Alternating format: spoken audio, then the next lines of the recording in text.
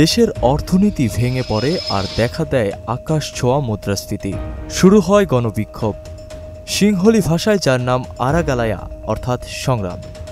তৎকালীন প্রেসিডেন্টও বাধ্য হন পদত্যাগ করতে। শুধুমাত্র পদত্যাগী না, পালিয়েছেন দেশ থেকেও। ফলে নানান সংকট পেয়ে বসেছে দেশটিকে।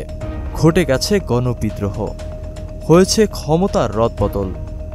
ডানপন্থী রাজাপাকসে থেকে এসেছে বামপন্থী নেতা অনুরাও।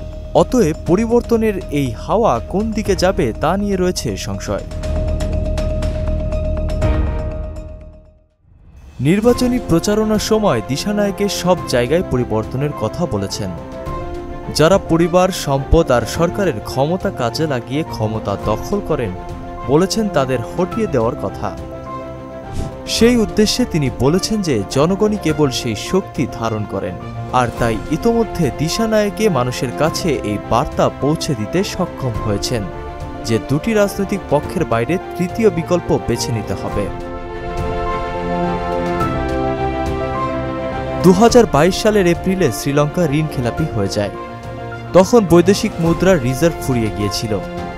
সরকারি ঋণ গিয়ে দাঁড়ায় $83 বিলিয়ন বেশি। এর অর্ধেক ছিল বিদেশি ঋণদাতাদের পাওনা। মূল্যস্ফীতি বেড়ে হয় 70% কাছাকাছি। ভোক্তা বাজারে পণ্যের ঘাটতি দেশজুড়ে বড় আকারের অস্থিরতার সূত্রপাত ঘটায়। সব মিলিয়ে নতুন প্রেসিডেন্টের জন্য রয়েছে বেশ বড় চ্যালেঞ্জ। বিশ্লেষকরা বলছেন, শর্ত অনুযায়ী শ্রীলঙ্কাকে 2028 সাল থেকে পাওনা ঋণ পরিশোধ করার জন্য প্রস্তুতি নিতে হবে। কতটা সক্ষম হবে নতুন প্রেসিডেন্ট, সেটিই এখন দেখার বিষয়।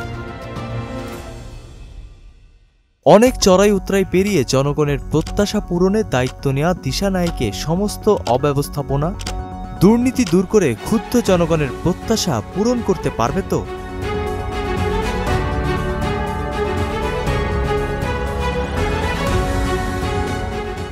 সেই দিকেই তাকিয়ে পুরো বিশ্ব। নাসিমুল বারী, সৌরভ, মোহনা, ডিজিটাল।